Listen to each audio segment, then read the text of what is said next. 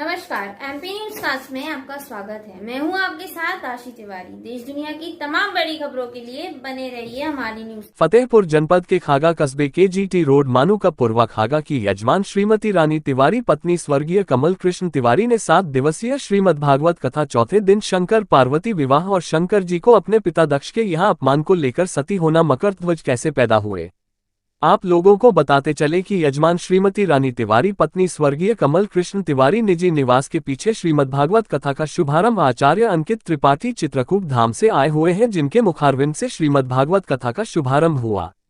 बेटे कुलदीप नारायण तिवारी, अरुण तिवारी, प्रदीप तिवारी और सहयोगी विद्या प्रसाद त्रिपाठी, रामबाबू तिवारी, राजेश तिवारी, हृदय नारायण, सिद्धार्थ नारायण और सैकड़ों की संख्या में श्रोताओं की भीड़ उमड़ पड़ी। बता दें कि अगर भागवत कथा 7 दिन मंचित होकर जो सुनते हैं तो कभी परेशानी का मुंह नहीं देखते, वह हमेशा खुशहाल जीवन व्यतीत करते हैं, ऐसा व्यास जी ने बताया। और जैसा कि व्यास जी ने शंकर पार्वती के विवाह प्रसंग में भूत प्रेत लंगड़े लूले अंधे बहरे बारातियों की और मकर ध्वज की कहानी सुनकर श्रोताओं को मंत्रमुग्ध कर दिया और शिव तांडव नृत्य देख श्रोताओं को तालियां बजाने से कोई नहीं रोक सका। आइए सुने भागवताचार्य श्री अंकित त्रिपाठी तपोभूमि चित्रकूट निवासी के मुखारविंद से। आप देख रहे हैं MP news cast Uttar Pradesh प्रभारी संजय पटेल की कवरेज फतेहपुर से।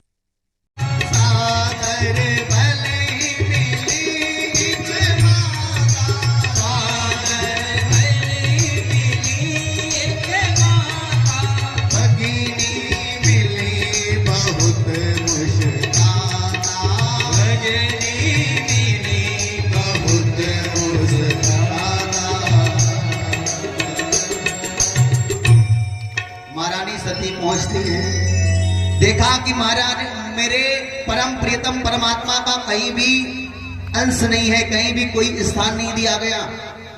उसी समय महारानी सती अपने देह का त्याग कर देती है।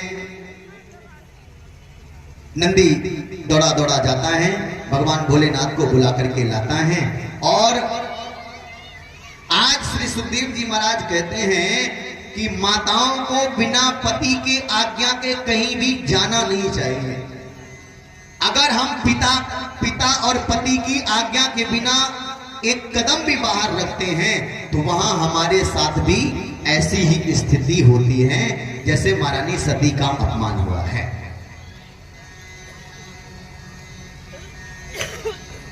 भगवान भोलेनाथ आते हैं, क्रोध के वश में आकर के एक जटा उखाड़ करके फेंकते हैं, वीरभद्र उत्पन्न होते हैं। बोले वीरभद्र भगवान की।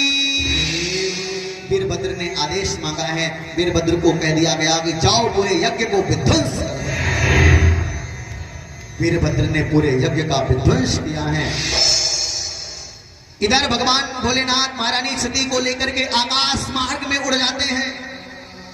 सारे देवता जाकर के परमात्मा के सामने निवेदन करते हैं, भगवान विष्णु से प्रार्थना करते हैं, हे प्रभु अब आपके ही हाथ में हमारी लाज है।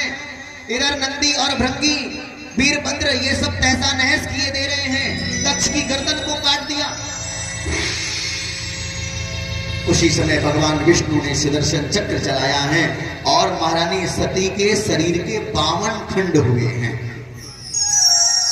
महारानी सती के 52 टुकड़े जहां जहां गिरे हैं वहां पर भोलेनाथ ने शक्तिपीठ की स्थापना की है।